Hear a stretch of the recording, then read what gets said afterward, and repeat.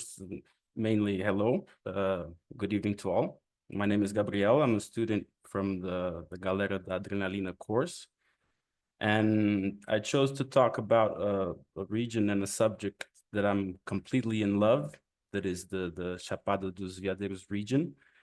And today we're going to talk about a little bit more about its hydrography and why it has a few different nicknames in that way. And one of them is called water crib. It can be considered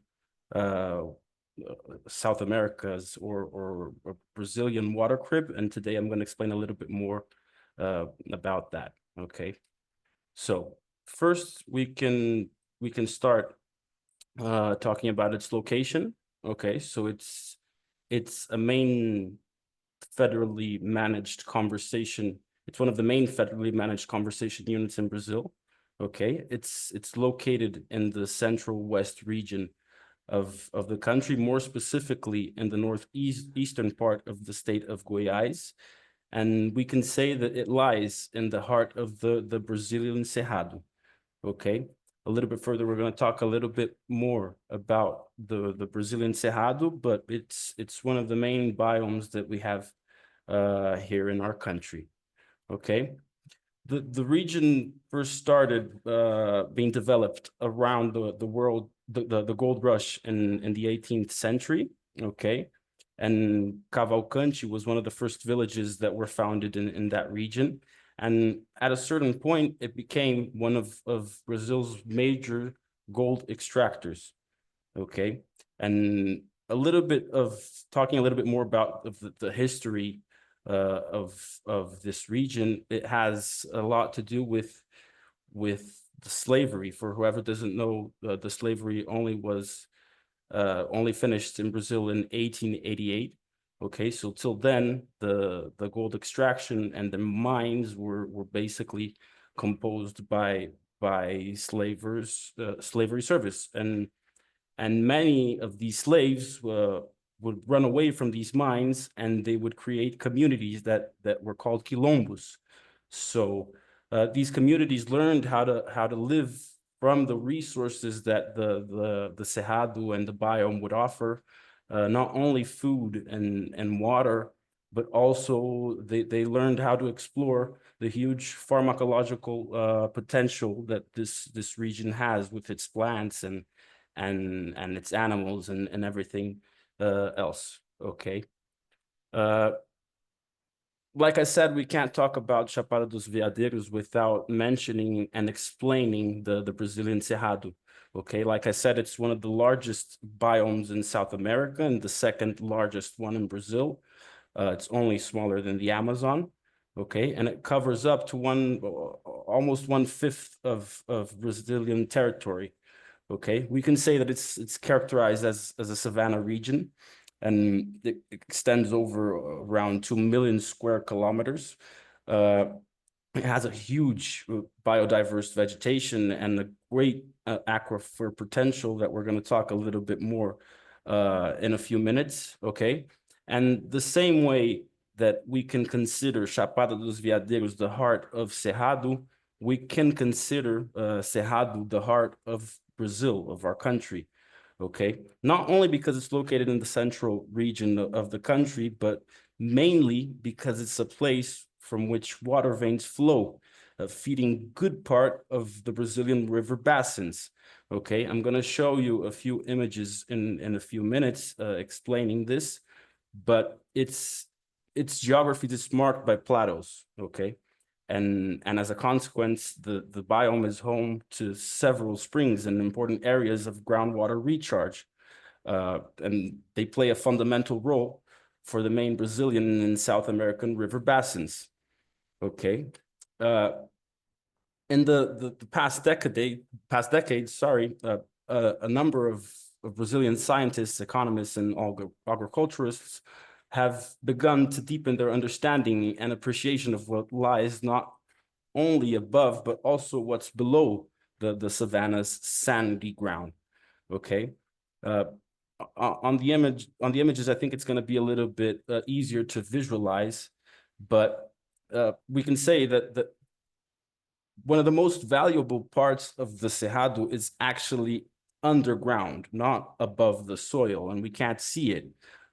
It's because of the depth of the soil that it can act like a sponge, and during the rain season, it can store a large quantity of water. Okay, and this water is stored to keep springs flowing throughout the rest of the year. Okay, I don't know if any of you have had the opportunity to get to know the central west region of Brazil, but here usually it rains a lot during 6 months of the year, and the other 6 months of the year is it's mainly dry season. So it's a huge challenge being able to store water during these six months of rain, because we need to spend other 6 months without nothing of water. Okay, and the potential that the Cerrado has to do that is can be called as maybe a phenomenon of nature. Okay, we have a super important information that I brought here, that it springs feed 8 large watersheds in Brazil. I don't know if you know, but Brazil has 12 watersheds. Okay, and Cerrado Springs feed 8 of them. So that's 8 from 12. That's 2/3 of Brazil's water basins. Okay, there's another information here that says that it provides 40% of Brazil's fresh water, upon which its urban centers depend. So we're talking about big cities like Brasilia, like São Paulo. Okay, they depend on these watersheds, and Cerrado is one of the main responsibles for feeding them all around the year. Okay, so we start beginning to understand the importance that it has for our whole hydrographic mesh. Okay, here at these 2 images, we can understand a little bit more, like I said, that the area that the Cerrado occupies in the center and a little bit of the north of the country, it on the image on the right side, we can see that it surrounds many basins, like, for example, the Amazônica, Tocantins, Araguaia, Parnaíba, São Francisco, Paraná, Paraguay. All of these are spring fed by the Cerrado. Okay, I'm sorry if I forgot any basin, but I think now we can understand a little bit more about the general scope of the whole country, and how Cerrado surrounds everything. Okay, that's not the only ecosystem service that this landscape provides. It can also be considered a critical carbon sink. Like I said before, the soil, it's super deep, and it's estimated to reach almost 25 meters or sometimes even more. Okay, the plants that live there, the trees that live there, they have super extensive root systems. And many of them have twice as much biomass below the ground than what's on the surface. Okay, and that leads some ecologists to dub the Cerrado with another nickname, that is the upside down forest. Okay, it's estimated to store around 13.7 billion tons of carbon, 2/3 of which lies underground. I'm gonna explain a little bit more about the importance that these roots and these plants and these trees have to connect this whole system. But like I said before, it has a huge importance for this hydrographic system that feeds the whole country. Okay, and with these images, I think that I'm going to be able to explain a little bit better. When we think about Cerrado's relief, and these 2 images on top show better, we need to imagine it like a roof. Okay, imagine rain falling on a roof and draining down. The rain falls on top of these plateaus, and they drain down to the valleys.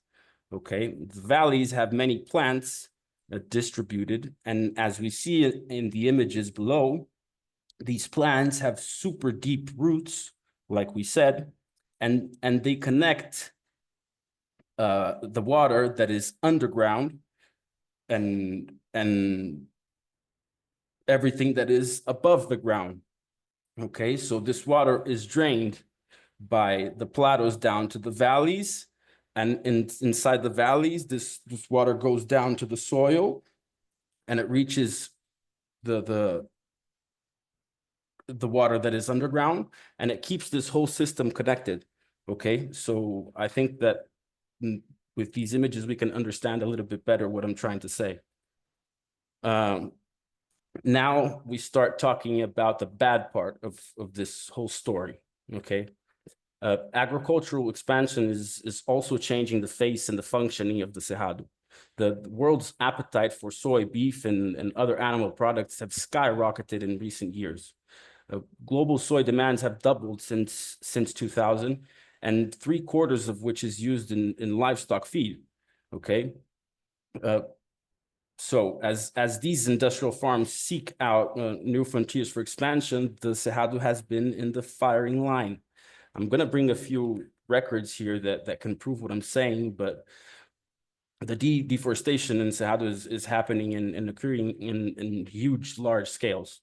Okay, there's a recent case study in Mato Grosso, there's the country's largest state for soy exports and farms, and researchers found that over a quarter of the deforestation that happened between 2012 and 2017, they took place specifically in soy farms.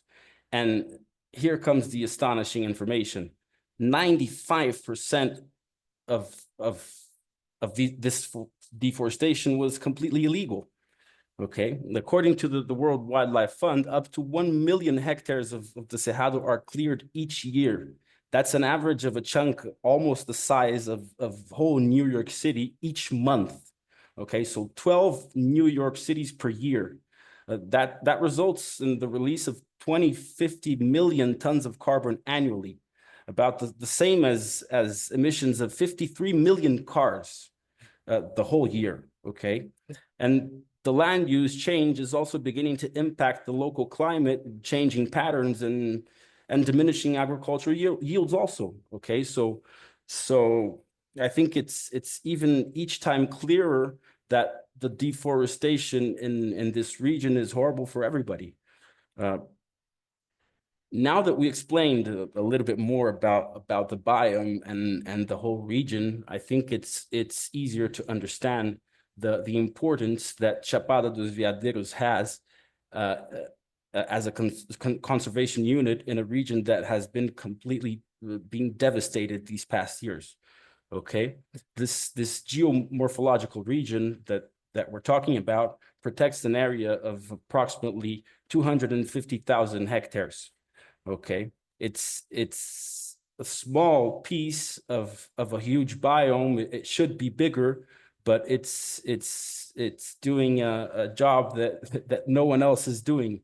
Okay, it's considered a gem of biodiversity. It has a crucial role in maintaining biodiversity and the ecological balance, and it's a vast protected area inside this biome.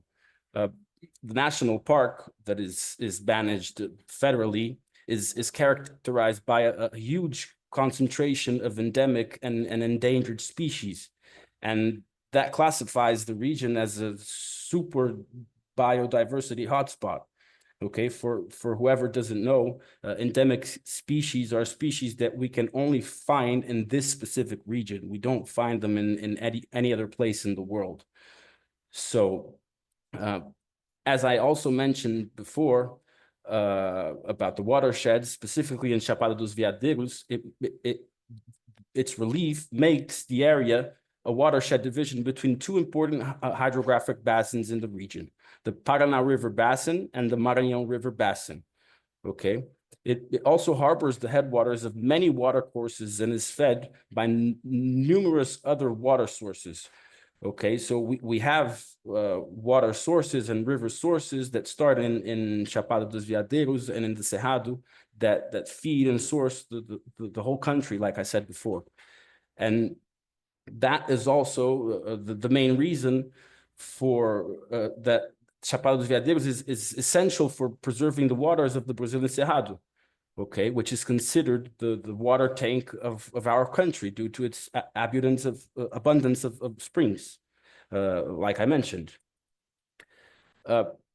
We have, on these endemic species that I said before, we have many of them that are famous, that come from the Cerrado. Okay, like I said many times, it's an area that has a huge biodiversity, and it contains almost 5%, around 5% of all biodiversity on Earth. Okay, it may look like a small number, 5%, but when we talk about 5% of the whole world, it's a considerable number. Okay, and 40% of these species there are endemic. So I think that we can understand that this region and this area has something special in it, right? Over 2,000 plant species, they live in the Cerrado. Okay, many of them have a huge pharmacological potential. They can be explored by the beauty industry and many other different areas. Okay. We have a few animals, like I said, also interesting animals that are super well known in our country, such as the giant anteater. It's a bushy-tailed character that grows up 2 meters long. It's really big. Whoever had the opportunity to see it live and in person knows it's a beautiful animal. Okay, we also have the Brazilian wolf. That I've seen it personally also, and it's one of my favorite animals. I think it's fantastic, really. They each, many people are afraid because it's big. It's twice the size of a big dog, but it's not dangerous. It eats mostly fruit. Okay, and we also have the tapir. It's a long-nosed hoofed creature, and it's the area's largest surviving native terrestrial mammal. Okay, I didn't mention here, but we also have the jaguar. Okay, the Brazilian jaguar, and I consider it also one of the most beautiful animals in the world. And here we can see a few pictures of them. Okay, so the wolf, the jaguar, the anteater, and the tapir. And I would like to mention here, almost at the end of this speech, that in addition to conserving biodiversity and geodiversity, the National Park in Chapada dos Veadeiros aims to promote scientific research, environmental education, and also public visitation. Okay, it's not only conserving biodiversity and geodiversity, but it also explores the region economically in other ways. And it offers a super unique nature-based tourism experience. I don't know if anyone here had the opportunity to visit before. If not, I recommend for sure. I'm there almost once a month. Let's put it like that. Every time that I have the opportunity, I'm there. It's a region with lots of waterfalls. It has lots of hiking trails and stunning landscapes. It's a super popular destination nowadays for people that are seeking contact with nature, adventure, and some people even spirituality. Okay, and due to its ancient formation and abundance of springs, like I said before, it has over 2,000 documented waterfalls. Okay, I've been to a few of them, and like I said, it's an astonishing experience, and I recommend for all ages and all genders. Okay, and because of this huge quantity of waterfalls, here I bring another nickname that it's called, the Cradle of Waters.